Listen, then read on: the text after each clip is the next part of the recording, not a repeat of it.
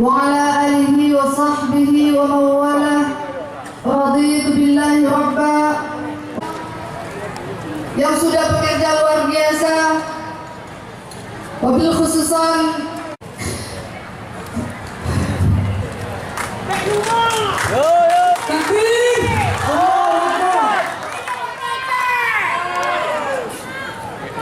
Ayahanda Abaya yang merupakan guru saya, kakak saya, dan panutan kita semua. Tepuk tangan buat Bu Risma.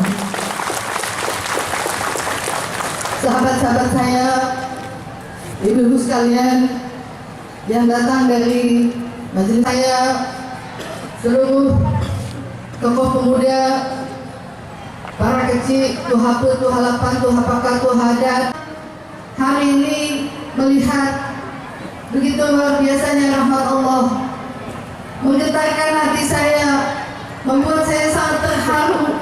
Begitu luar biasanya masyarakat Banda Aceh berbondong-bondong hadir di sini dengan seluruh keikhlasan. Tentu saya tidak dapat membalas semua kebaikan itu.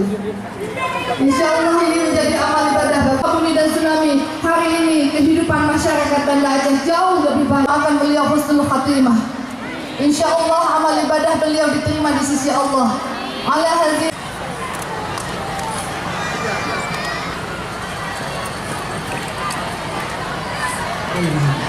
Saya, tetapi beliau difitnah bahwa saya menangkap beliau malam itu di Hotel Hermes.